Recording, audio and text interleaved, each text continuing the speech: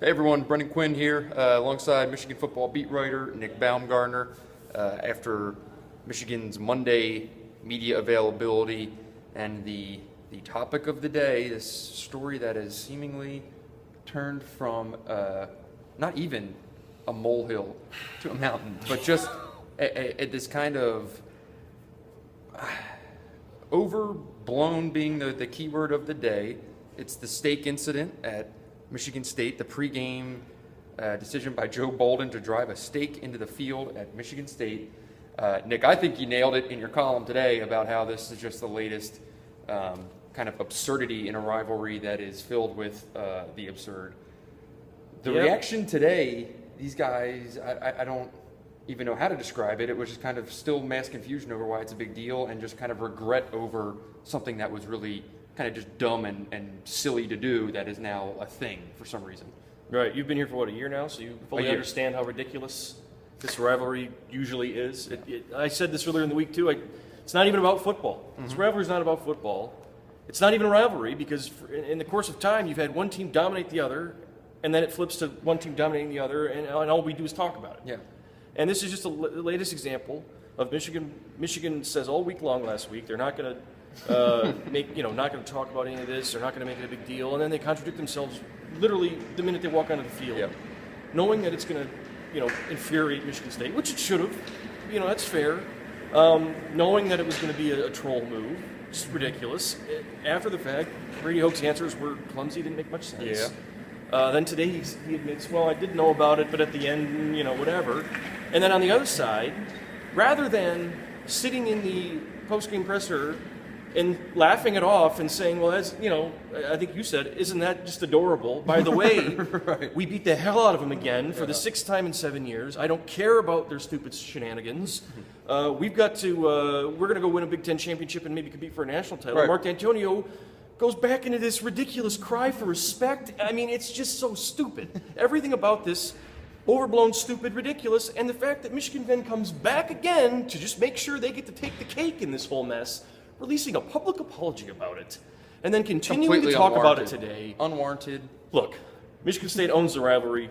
Michigan's a mess. Michigan State deserves all the credit in the world, and they get respect from everybody else, but apparently this place. At some point, they're going to have to just move on from that and start winning football games. Michigan is going to have to fix itself and worry about its own self. First of which is keep your mouth shut until you do something and stop writing checks that your butt can't cash. Yeah. All right, enough with the steak. Put that to bed. Yes, that's just called. I'll never eat steak again. Call that the end of that.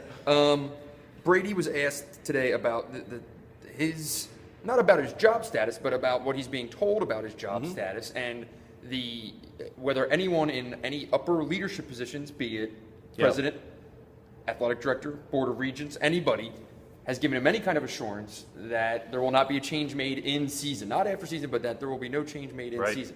He said there's been no discussion.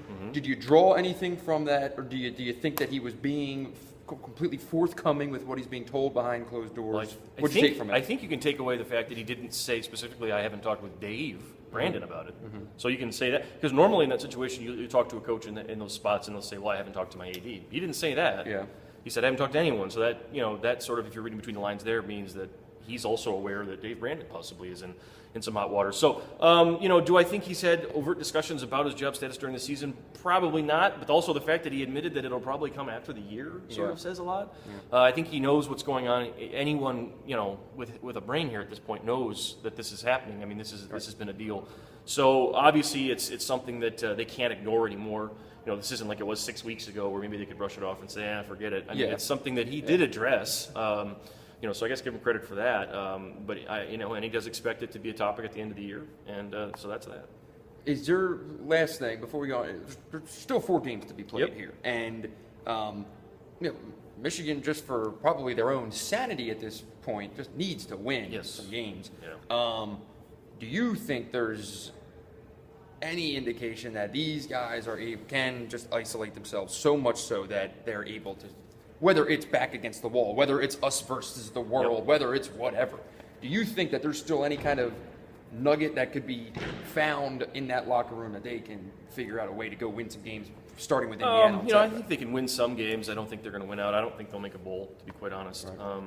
and it won't be because of lack of effort or that they quit. Because if anything, this team has shown to us, even against Michigan State. I mean, I remember thinking in third quarter, well, this is going to be the moment where these guys just lay down and just give it up, and they didn't. And to their credit, I mean, they're not a very good football team, but they kept fighting and they kept trying. So that's not going to be the problem. But at the end of the day, like I just said, they're not a very good team, and so no amount of pulling together and blocking everything that only works if you're a good team. If you've had some problems that you can control, and you've had some problems that you can change or fix, that works sometimes for good teams. We've seen that actually with basketball here a couple years ago, the Final Four run. They had a lot of problems, but at the end of the day, they were a very good team. So all they had to do was pull together and do it. This isn't a good team. So pulling together, and that's not going to work because they're just fundamentally flawed, and I don't think they're good enough to win it. I think they can win some more games, but I don't think it'll be enough to get to a bowl, and I think this is a sub-500 year. David Gardner will be the starter Saturday. Yeah. Good decision, bad decision? I don't know. He's a leader.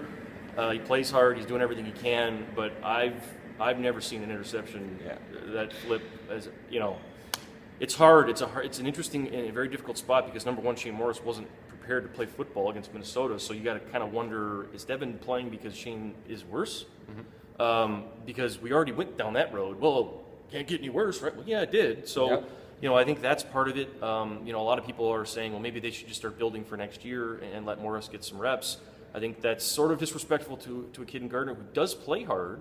At the same time, this is also a business, so you got to make a decision. And beyond that, these coaches don't know if they're going to be here. So, I mean, very difficult. I don't know if it's a good move. I really don't. I think that if Shane Morris did enough to win the job, he'd be the quarterback. I agree. It seems to me that he hasn't done that. I agree. So I think more of this is about he hasn't done what he needs to do to win the job. I still think end of the day, Gardner gives him the best chance to win a game. I think he does. Any given weekend. Yeah.